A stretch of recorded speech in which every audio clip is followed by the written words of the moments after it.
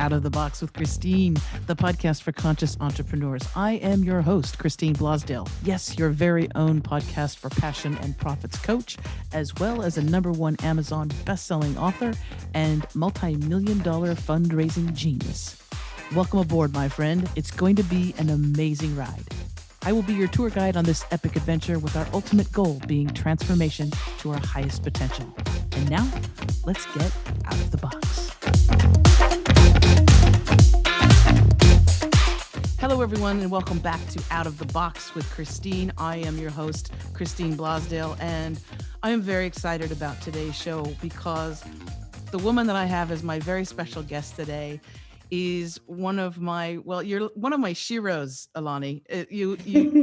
Your life story is so inspirational, and what you do for other women is so inspirational to me. I had to have you on Out of the Box with Christine, the podcast for conscious entrepreneurs, because you are the program manager for Success Works here in New South Wales and Australia. And the program that ELENI is in charge of helps so many women who maybe society has given up on, or society has thoughts on their worth and their value. And I'm just so grateful that you came on the show today with me. And we're going to share what you do with wonderful women that are getting a second chance at life. And so welcome to Out of the Box with Christine. Thank you so much. Thank you for having me and the opportunity to share this. Well, I sort of gave a little bit of a hint to our listeners about what you do, but let's start with the program that you're doing right now, that you're working with women, Success Works. Can you please let our listeners know a little bit about that? Yeah, sure. So the program Success Works is a program of Dress for Success Sydney. A lot of people have heard of Dress for Success and know it's probably for the clothing, which we have been doing for about 11 years, providing women who are trying to get back on their feet from all walks of life, who are trying to become financially independent, clothing them on the outside with beautiful clothes. The organisation has also supplied clothing to women as they exit correctional centres who may not have any clothing to leave with, rather than them coming home in their prison greens, as the colour is in New South Wales. And let me tell you, it happens a lot. So the clothing aspect is one thing that people know Dress for Success for, but we have an extensive career support program, which I like to frame it as clothing women from the inside with the tools, the confidence, the skills to help them believe in their own worth. So when they are putting themselves forward to try and get employment, they believe in the skills that they have and the strengths that they have to rise and shine out of the circumstances that they find themselves in. And the Success Works program is only quite new. It's the third year of a 3-year pilot that supports women with a criminal record get back on their feet. Wow. And as we know, well, some people don't know, when you come out of prison, you don't have a whole lot. You don't have a whole lot of support many times, correct? A lot of people don't know of the support, and there is not a lot of specific support for women. And research has shown that only about 22% of the women who do exit prison, if their crime has led them to incarceration, aren't aware of the support services out there. And my opinion is that there needs to be a more coordinated effort of those support networks. And also for society, those networks will not work if the prejudice and discrimination and the misunderstandings of people with a criminal record exist amongst organisations, employers, and society. Right, because a sentence and incarceration can haunt anyone when they leave, but especially getting a job, getting housing, um, their children, right? It affects Yeah. their children and their ability to take care of their children.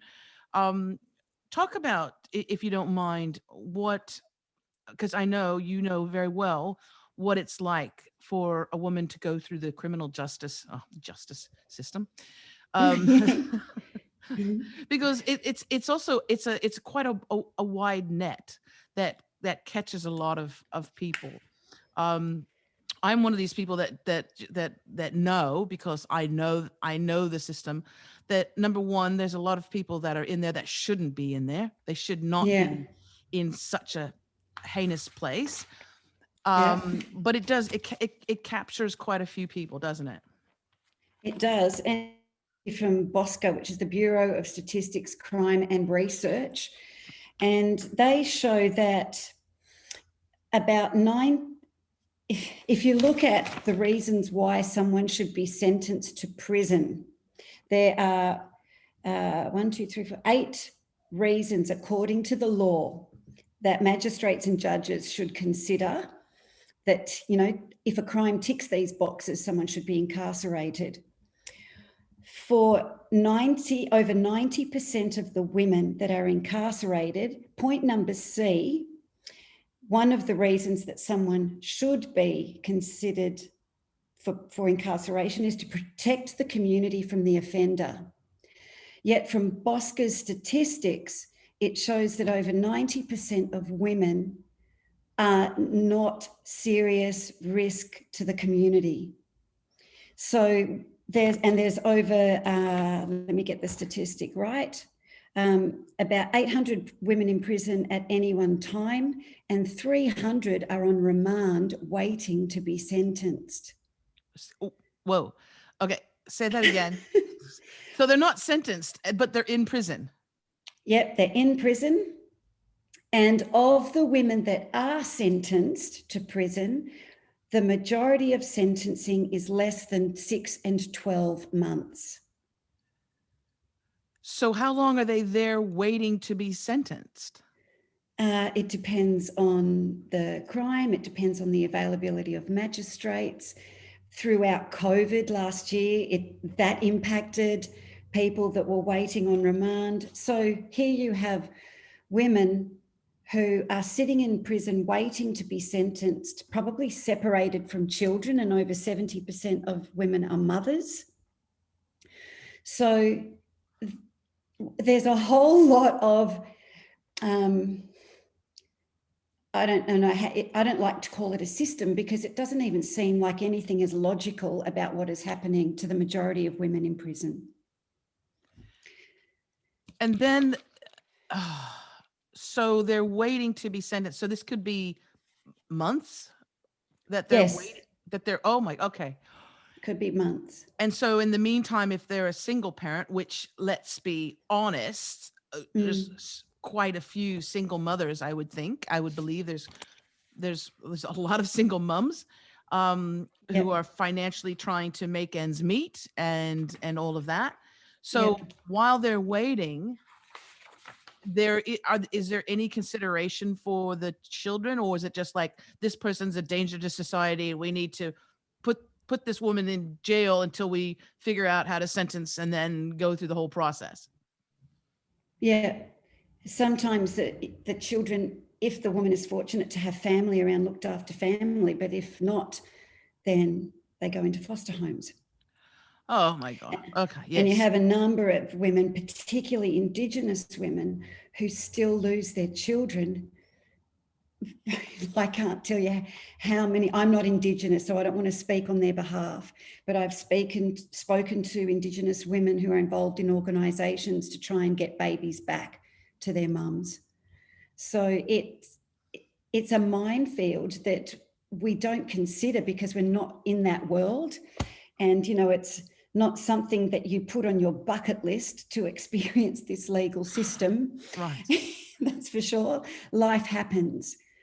And, and if we don't, a lot of people don't see the trauma and life experiences that a woman has had before she comes into contact with the system, and the research again shows that over 70% of women who do end up with a criminal record have a history of domestic violence, trauma, mental illness, and then they make a poor decision, which can, either cause a cycle of behaviour where it's hard to break out of, or you make one mistake and then you are branded with a criminal record. Oh, exactly. And there's very little, like you were saying, there's very little reflection on what got her to a particular point in life. So No, if yeah, if the majority are suffering from domestic violence and abuse at the hand of their partner, boyfriend, husband, then that is not considered at all. Correct? no, it's sometimes for the woman, if she doesn't have psychological support, and I like to use that term because it could be a counsellor, a psychologist, psychiatrist.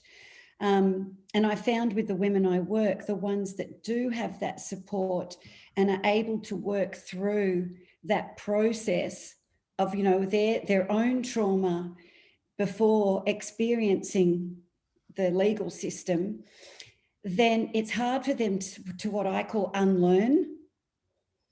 And, but you can see the change when someone has had that support and willing to put the effort in. But as far as society is concerned, and what I have found, people don't consider that pre-trauma and that the domestic violence. They just see the record. And we're a society, we're quite a sick society, aren't we? We're a society that if someone is in prison, we assume that they've done something really bad, Yeah, and that they deserve, the worst of the worst. They deserve, to be suffering, and and in pain, and yet we don't take the time to understand how they got there. And yeah, I know because I've been studying this. I myself have not been through the system grinder, but I know in the United States the statistics are alarming. It's actually so easy to get charged, to get put into prison. It's really easy for the system to do. It's yeah, not something, you're not, somebody walking around with a mask on your face and a knife. It's, all these different laws, all these different things. You don't even know how easy it is for someone to be incarcerated. And that yeah, is something that people really need to wake up to with our tax yeah, dollars, by the way. Yes. yeah, yeah, exactly. And just understanding that life happens to all of us. And I remember I do have lived experience. I spent 11 months in prison. And again, it was something that I didn't plan. It wasn't, oh, yeah, I really want to see what that feels like. Life happened. And it was when I was standing in the medication line so I was in one prison for about 6 to 8 weeks, which was Silverwater Women's Correctional Centre. And then I was moved to Dilwinia, which is it's South Windsor. And it was in the first week at Dilwinia, and it was frightening, especially being moved. It's frightening being taken to one prison, but then you're taken somewhere else and you're not given any warning. And I was in the medication line waiting for my antidepressants, which I had been on for 7 years prior to any offending happening. And I must have had a really anxious look on my face, because one of the female officers came up and said, "Eleni, there is a fine line between blue and green. Any one of us could be on the other side of the fence." And that has not left me to this day. Every single time, and 7 years post-release, you're still faced with discrimination. You still read comments on social media where people say, "Oh, you've done the crime, you do the time, you don't deserve anything better." Every time I read a comment like that, or I'm faced with a situation where the record has popped up a roadblock, I remember that quote. It could be any one of us. And to not define yourself by that label every single day takes strength. It takes strength and it takes support, and Yeah. that's why I love the work that you do, because you're not someone who's like, whew, okay, I got done with that. Now I just need to forget about it. I don't want to have anything to do with the system. You're Mm. actually reaching back and supporting women who are currently incarcerated and who pre-release, right? And Yeah. also when they are released. Can you Mm. talk about this? Well, when you were released, what sort of support did you have? Or were you just like, here's your bag and goodbye? Well, you are given your plastic bag. Go, here's your bag, It's and that's a movie goodbye. thing. I didn't know if they actually did that, but yeah, okay. Even when you move from one part of a prison to another, or from one prison to another, you're not given warning, and you say, pack your bag, and it's literally a garbage bag with your prison issued clothing and your linen and everything, and you're told, there you go. But I was lucky in that I had family support, and my children were there to pick me up upon release, and I did have a home to come home to. I had a mortgage, which I wasn't sure if I would be sent to prison or not the day I was sentenced. So I had like an instruction page on my kitchen bench. If I was not to come home, this real estate will handle getting someone into my apartment. This is what will happen to my internet connections, my mobile. So I just had a list, and it was really hard to do that because I didn't know what was going to happen. Absolutely confronting, I would think. Yeah, very Absolutely. confronting.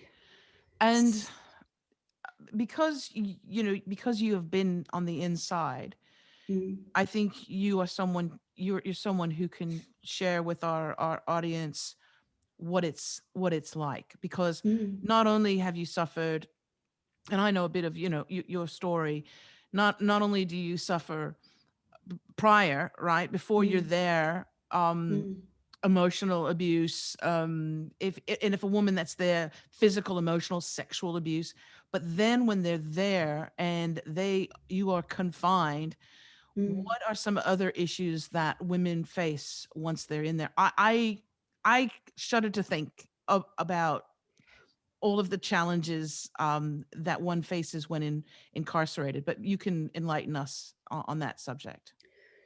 That's a big subject as to how it probably impacts people differently. Some of the women that I met in there um, were so they were used to the revolving door that became their safe place. And that's sad in itself. I think as a society, what have we not done to support people and women when they come out so they feel safe? But the first night I was in Silverwater I was in like a cell that had 3 cameras, the lights on 24/7, one camera pointed to the toilet, the shower, and the mattress on the floor. Obviously, because it was my first and only time incarcerated, and they may be concerned for self-harm. But I remember looking at the graffiti on the wall, and it was like reading women's stories. And I myself had a, misconception and prejudgment of anyone that had been incarcerated till I ended up there myself. And I was reading this graffiti, and I just thought, oh my gosh, these women's lives are just broken. They're just broken lives. And, who are we to judge? Who are we to judge? So um, I could start with a little bit of my background. So I'm hoping your listeners will be able to understand the thought pattern, if you like. Would that be Please. all right? Yeah. Yes, please. So my history way before, even from my late teenage years, was of undiagnosed anxiety and depression that led to anorexia. Now, the anorexia had nothing to do with body image. I never weighed myself. I never dieted, but upbringing was quite strict. It was like my big fat Greek wedding. I'm the eldest of 4 children in a Greek family. And don't get me wrong, I love my parents, but this is just how I interpreted and process things. So every time as a, early, mid to late teens, I asked to do anything with friends, it was subjects closed, don't want to talk about it. And so I tried to do more at home to become the perfect daughter, the pleasing daughter. Maybe if I do enough, they'll love me more. And that's how I interpreted it, that I wasn't loved unless I did. So when I finished high school, we went to Greece for 6 months, and I'd never been to Greece, and it was beautiful to see where my parents were born.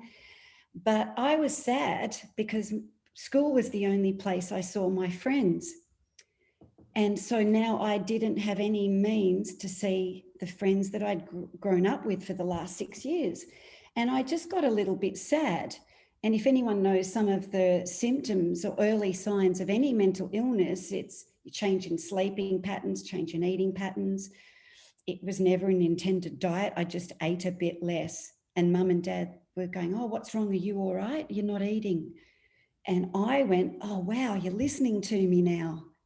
So I thought if I started eating normally, that I wouldn't be able to speak and they wouldn't listen.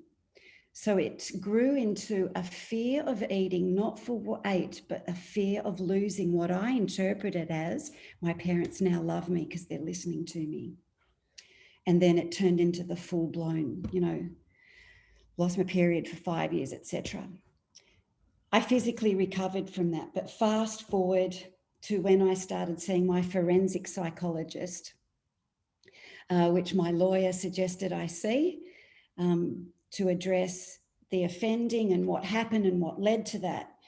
And I had a light bulb moment with her in one of our early sessions, and she said, "What were your thoughts pre-anorexia, with all the excessive dieting and exercise?" And I said, my answer to that was, "If I don't do this, I will not be of value."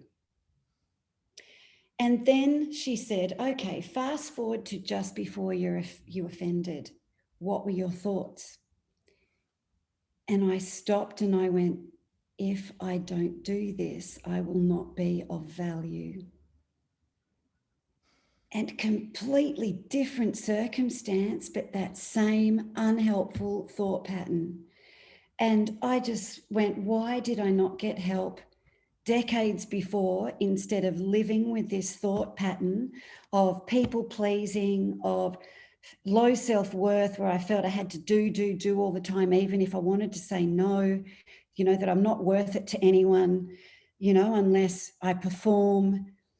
And that was the mental illness side. But I also experienced in the last 8 years of my 21-year marriage a lot of control, which I didn't recognize as DV, a lot of, wall hitting and throwing things and putting down everything that I loved doing. Never had a girls' night out in the 21 years I was married. And again, felt that I was only worth housework and sex. And it was 6 weeks after a counselling session where my ex-husband confirmed those two thoughts that I had, that I offended. I was rock bottom. And, when I share my story to a person, a woman, one-on-one, they go, "Oh man, that could have been me. That could have easily been me." So it was life, any one of us with the right circumstances and, hitting rock bottom. I don't know. It's very easy to happen. Well, and especially if you're with, if you are already a people pleaser, right? Because and that happens in childhood, in the beginning of childhood, but then you're with a narcissist. You probably are also quite empathic as well, and caring and Mm, loving. And a narcissist, I've done studies on narcissists, I've done specials on narcissists, and especially there's different types, right? But the more extreme ones, it's about control. Yeah. And it's also about, they're vampires, they're energy vampires. So if they can get from you an emotional response, Yeah. either fear or terror or concern, worry, doubt, any of those things, then they're feeding upon that. Yeah. And they always seek out the ones that are the most empathic, and the ones that are the people pleasers, the ones that want to do good in the world, they want to help others. It's like, they're a target. Yeah. And I'll tell you from my research, and I've done three specials on a narcissist. And I actually interviewed, it was like my interview with a vampire, it was my interview with a master narcissist. And what he was saying too, he says, there is no help for my kind. He even said my kind. Like, hey, and he said, there is no rehabilitation. We have no heart. We don't care if we break your heart. Yeah. And after producing those shows, I've had more comments and letters from women, mostly women, who've said, I thought I was crazy. Yeah, you do. Yeah. I And I was frightened. I didn't want to speak up and back to him. I was frightened. And they're so good at lying, and they're Yeah. such great actors that you believe them. And because why would someone, why would someone lie about that? Or, why? But it's manipulation to the umpteenth degree. Yeah. And so many women have been the victim of that. Yeah. And they're either married, or their boyfriends, or it's mostly men who are the offenders, but there are women as well. Yeah. Or they have a parent who's a narcissist, which Yeah. is a whole, Yeah. you know. Um, so the thing is that what you've experienced, like you say, millions of other women have experienced that, and how close they could have been, or they have already fallen into that. That in that criminal justice system, we hadn't even covered the fact that this is also, well, especially in the United States, it's a business. It's Yeah. a machine. Yeah. Because everyone along the way gets paid, right? I mean, Yeah. I mean, let's talk Yeah. about the business angle of it, because I don't know how much it is to incarcerate a woman here in Australia, but in the United States, and especially with private prisons, because that's the new Yeah. thing. These Yeah. corporations that, fill those beds up. You need more beds filled because they want more money coming in. Yeah, But that's right. talk about that if you can, that aspect. Well, just remember I said that over 90% of women are not a serious threat to the community and they end up in prison, right? So that fills those beds, I would imagine.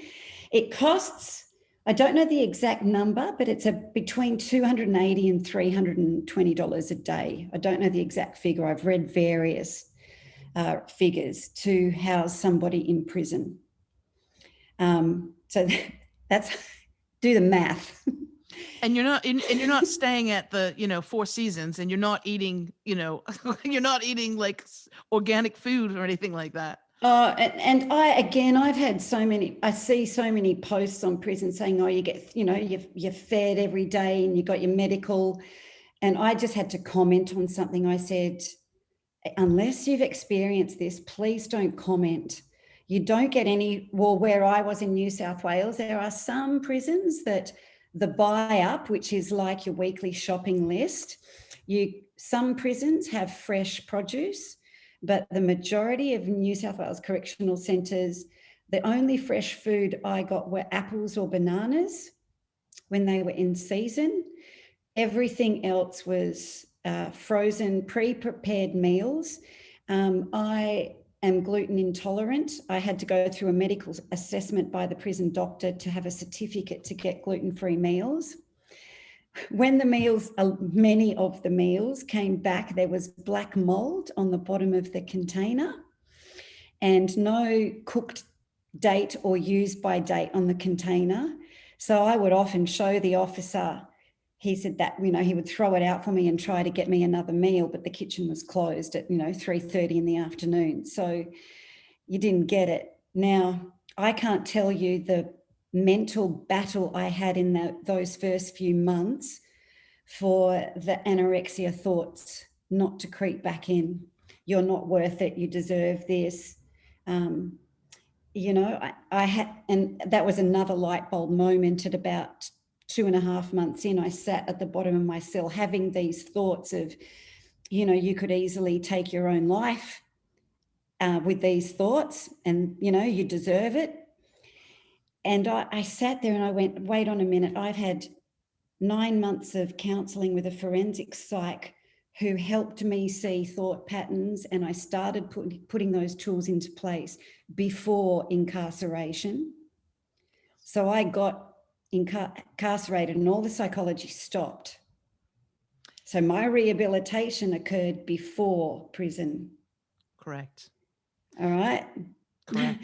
Yep. And I thought, if I continue these thoughts, then I have learnt nothing.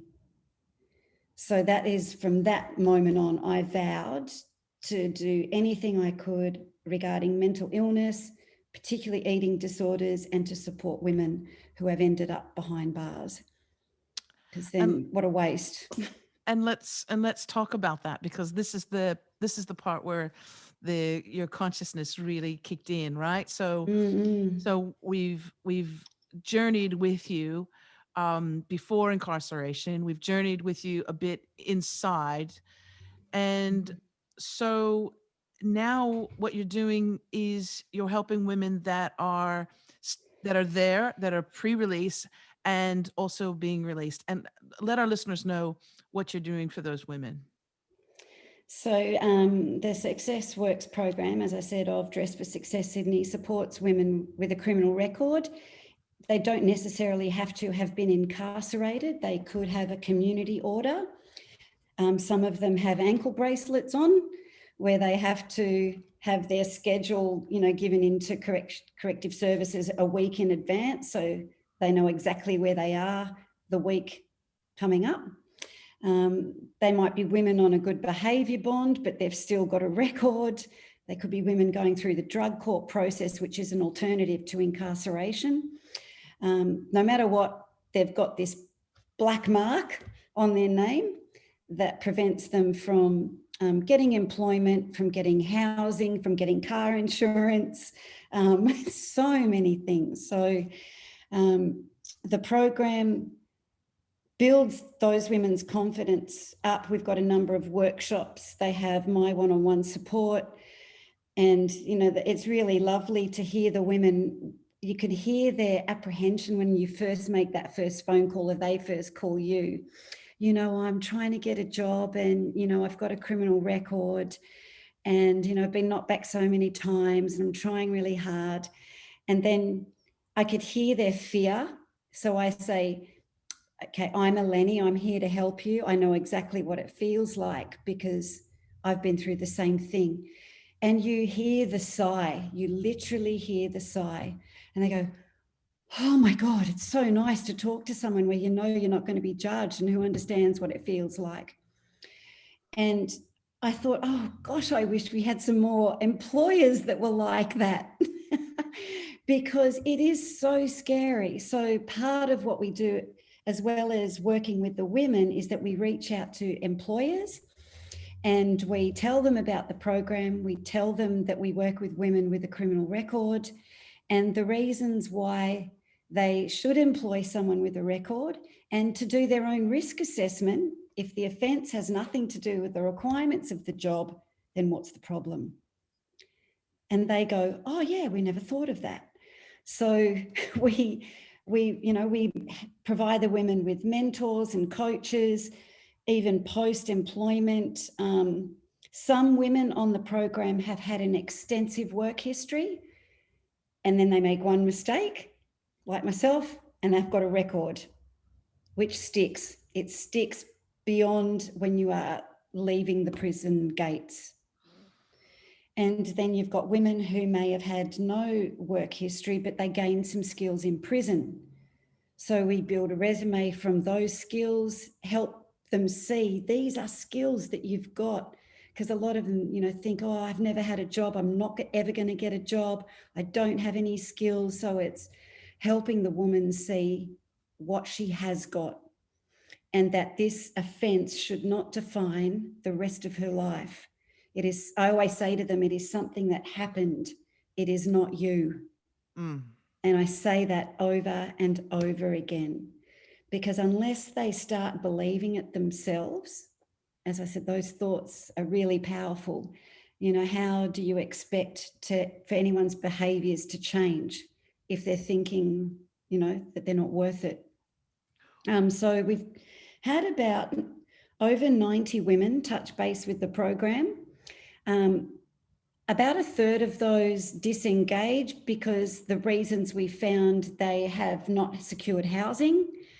And I think I mentioned to you early last week when we first spoke, in 2019, 900 women were released from prison to homelessness.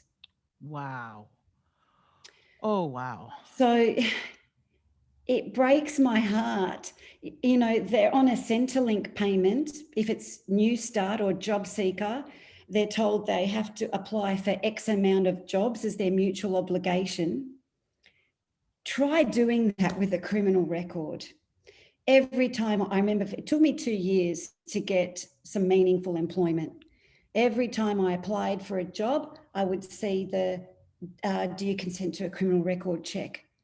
And I just go, oh my God, I don't want to have to explain this. The fear, the wall just went back up. The shame. And what that, the shame. the shame. Yeah. The shame. Like, it's one thing to be ashamed and learn from the offence and learn the thought patterns or unlearn, and then admit guilt and pay the price. That's a different kind of shame to continually living in shame. And what that does every time, an organisation asks for a criminal record check without any further explanation, or to give you the opportunity for a safe space to voice your story, all that does is help you look backwards, not forwards. So, you're released from prison and told, get on with it, contribute to the community, pay your bills. You're going to let me do that? Yeah, but how? Exactly how? And you can't get assistance because the requirements, they keep moving the goalpost, right? And they make it harder and harder as well. Yeah. And for the women looking for housing, and I only learnt this last month from one of my clients who is in temporary housing, to get a more permanent housing, she has to now apply for 20 accommodations a month. Say that again. And submit a diary of accommodation that she has gone to view and apply for. 20? Yeah, something like 20 a month. And she's got to submit a diary. Some of these women don't have a car. They've got to get there on push bike or public transport. So if you get there late to the open for the inspection of that property, you go back down the list because you haven't completed your X amount of viewing. They're making it harder and harder. So there's a real shortage of social housing. Oh yes, no, yeah. Especially I know especially in Sydney, but I mean, yes, yeah, all over. So we're perpetuating this cycle. And if in the other thing too that we haven't really discussed, but what happens prior to an offense? What over the abuse, the economic situation. A lot. Let's also realize that a lot of women that are incarcerated on drug or maybe drunk driving type offenses, right? A drug offense, which is it is a mental. It is something that needs to be dealt with psychologically and physically. But there is no threat to society per se, where they're going to harm a bunch of people. They're harming themselves. Yeah. But what gets them to that point, which is that point, exactly. It's to relieve the pain. Exactly. Yeah. And it's all right to have detox and rehabilitation centres, but are they addressing the why that person started using in the first place? And I remember one of the first roles I got was post-release was facilitating groups. It was in a job provider where they had a high clientele of homeless ex-offenders. And there were a lot of men that I worked with. And I remember sitting around a table, and about 90% of the men around that table were homeless ex-offenders. And we talked about the drug use. And I said that exact thing. In your detox and your rehabs that you've been in and out of, have you ever addressed the why? And one man said, not once. Wow. So there seems to be like education and a change needed at all levels. Yes. And another thing which my psychologist found that your viewers might find interesting, that I didn't even know, having experienced this system, is she had to present to a whole lot of magistrates a couple of years ago on the impact of their sentencing on someone's life. And she had 3 people in mind, and I was one of those 3 that she referred to. And they sat back and they went, oh my gosh, we had no idea. And she explained to me it's because the police do not talk to community corrections who do a pre-sentence report. They do not talk to the psychologists you might be seeing. They do not talk to the magistrates. The lawyers don't talk to, the lawyers just talk to, they have to talk to, and everyone just does their own little job, but no one talks to each other. And there you are, your sentence is going to impact this person's life for the rest of their life. And their children's lives as well. And their children's lives. Yeah.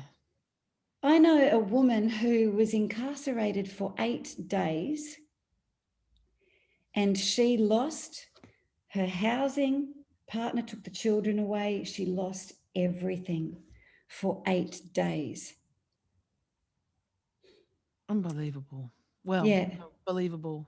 Yeah. It's So, just, yeah, it's and, horrific. and there's also because like the program that you are the manager of, the Success Works, which helps get women back into the into the workforce and giving them those tools that they need, but also the resources. Yeah. There's also not a lot of funding for your program or for right. This is like one program in Yeah. like all of, I mean, it's the need is overwhelming, Yeah. but there's just not also, is it because, well, those are criminals, we're not going to fund that because they're criminals, we don't want to help them? Is that what it is? Yeah. It could be that. We have had funding from the Ian Potter and the Vincent Fairfax Foundations for this program, and that funding runs out in December this year. So that has not been government funding, it's philanthropic funding. But I think to have 44 women that have participated in the program up to April this year have gained employment. Wow. If you do Congratulations. the math, I'm so excited. I'm so proud of that. And I'm so proud of those women who stuck to it and turned up every single time and did something that may have been completely different to anything they've done before, to go to an interview even, and one lady, when she first got a job, it was the first legal job that she'd had for many years. And she emailed me and said, it was the first year I was able to buy Christmas presents for my kids. Oh. And so I'm going to cry because it gets me every time. Or, to say that she was able to buy herself some clothes, or we provide clothing, but, just the ability to do something that makes them feel good about themselves, even going to having a resume, if they've never had one before, they suddenly feel some hope and they feel good about themselves. And then when you teach them how to answer certain interview questions, particularly around the offending, if they're going to be asked that, how do you address that without, spilling your whole story, but just giving enough detail of say, yes, this is what happened. This is the price I paid. This is what I'm doing. This is what I've done since to address it. And this is what I want to do now. And for people to have the heart to listen, the ears, sorry, to listen with their heart and not to judge. And there have been fantastic organisations that have gone, yep, we get this. And they do their risk assessment and they go, yep, we're going to give this woman the job. And that was me. That's what I experienced with Megan Etheridge, the founder of Dress for Success. You know, I met with her and she said before the funding was secured, and she said, what's your interest in helping women with a record move forward? I said, I am one of those women and I know how hard it is. And because I wasn't applying for a job, I wasn't scared to say it.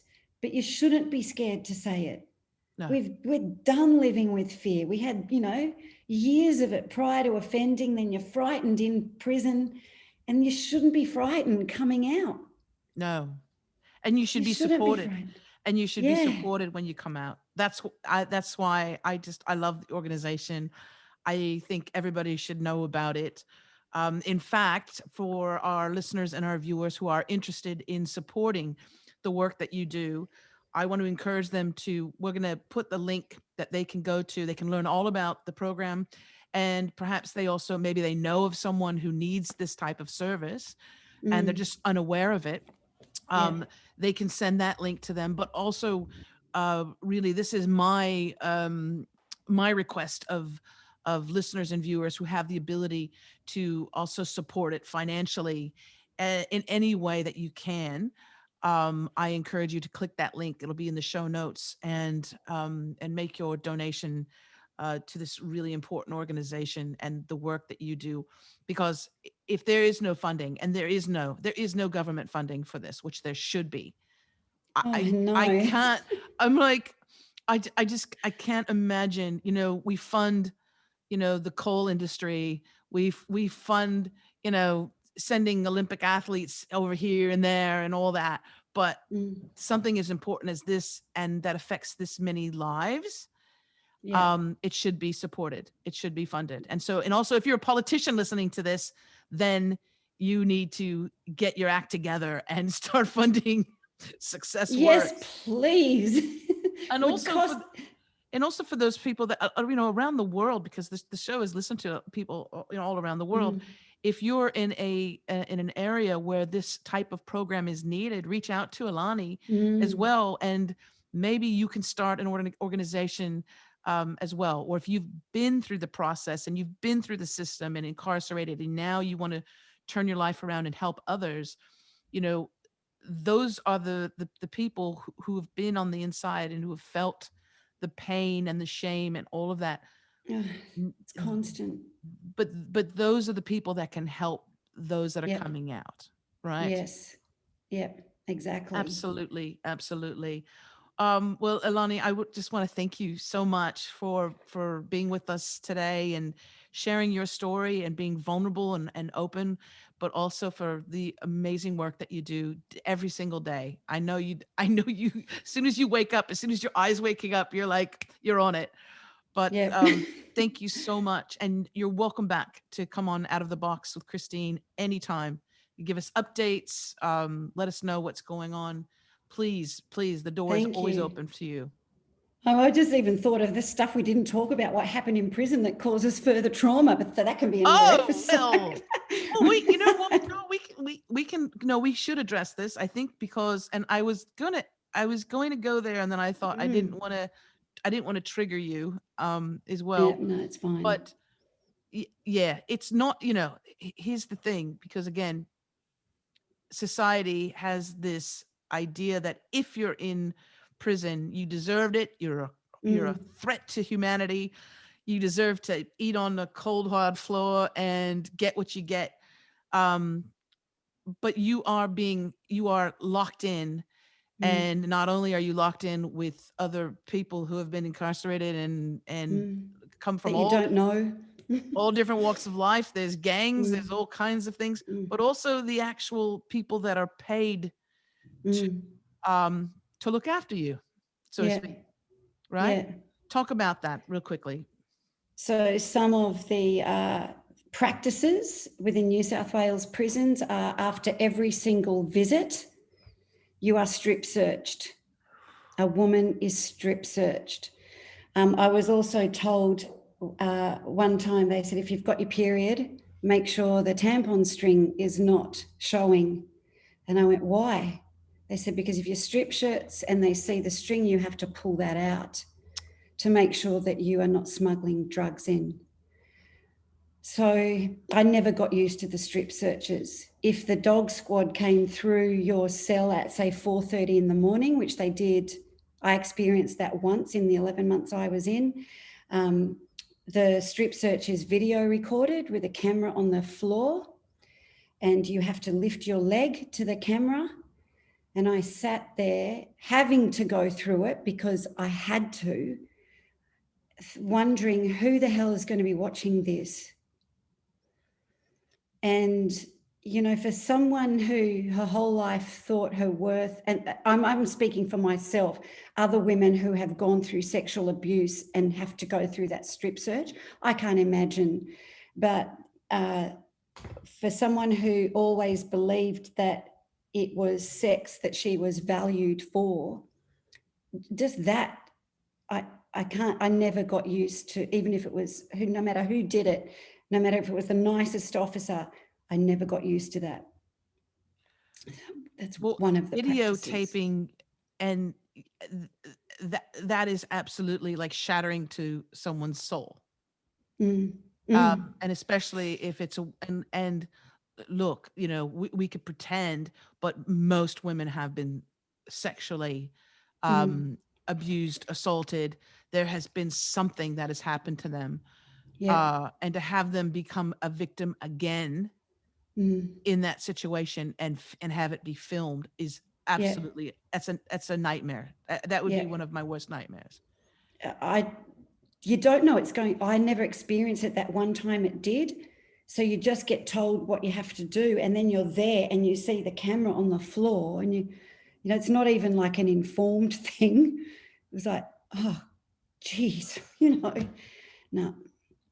And so that was one of them. And of course, we've heard of abuse from the officers, the correctional officers as well.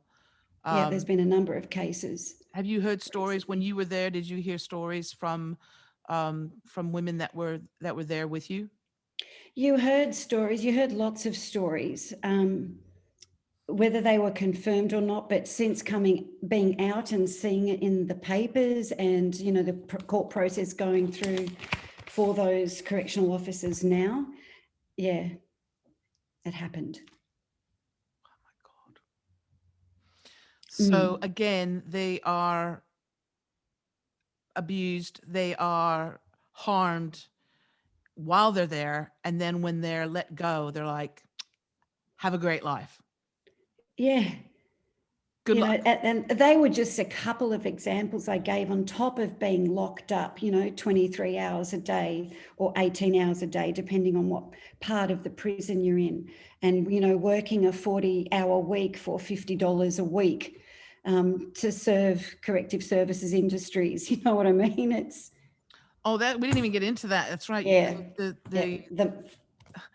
So you're creating goods, or what is it that a lot of the people have to do, the women have to do?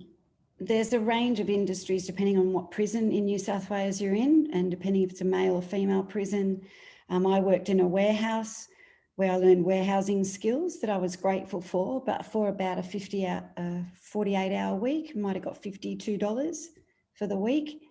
You know, other prisons have industries where they make soft furnishings for organisations on the outside, or sheets, or, you know, a lot of the gowns, hospital gowns, you know, CSI have industries. You can have a look on their website, CSI Industries.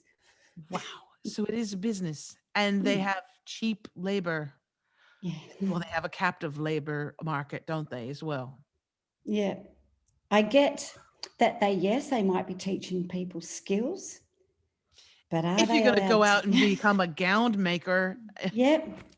And I guarantee those organisations will do a criminal record check when they're out and not give them Exactly. employment. Oh my God. Oh my God. We have to change. We have to change Yeah, this. so much to change. Well, so I'm gonna reiterate with that people can learn more about your organization by going to the link that we'll be providing in the show notes. Also, and it's everything from with Dress for Success, the parent organization, right? Which helps women it feel good on the outside as well, because a lot of times you don't have resources to go out and look for a job, you know, to have a nice outfit, to feel good about yourself as well.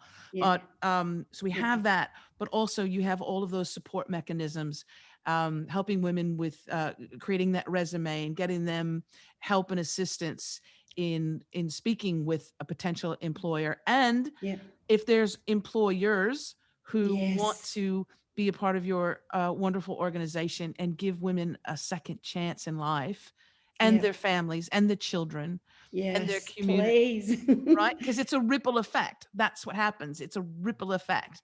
Yeah, They can reach out to you as well through yeah, that link. Yes? they sure can. Awesome. Awesome. Eleni, I want to thank you so very much. And again, you're welcome back anytime. It's been my honor to have you on. And I hope that we've changed some people's minds and opinions about incarceration, and especially with women being incarcerated, and what it's really like, and how everybody deserves another chance. Everybody deserves Thank you. another chance. We sure do. Everyone. Everyone does. Thank you, Thank you darling. so much. And I want to Thanks. thank you, wonderful listeners and viewers. You can watch this video on YouTube. And if you are watching it right now, make sure that you like and subscribe. You can subscribe by clicking the bell. Click that little bell that's over here on YouTube. And if you're listening to this for the first time in an audio format, please make sure you subscribe to your audio podcast platform. For more information on the show, you can go to outoftheboxwithchristine.com. Until next time, remember to always think outside of that damn, not only box, but cage. Think out of that cage as well. Yeah. Thank you, darling. Thank Thank you so you. much. Bye Thanks, for now. Christine. Bye, love. Bye.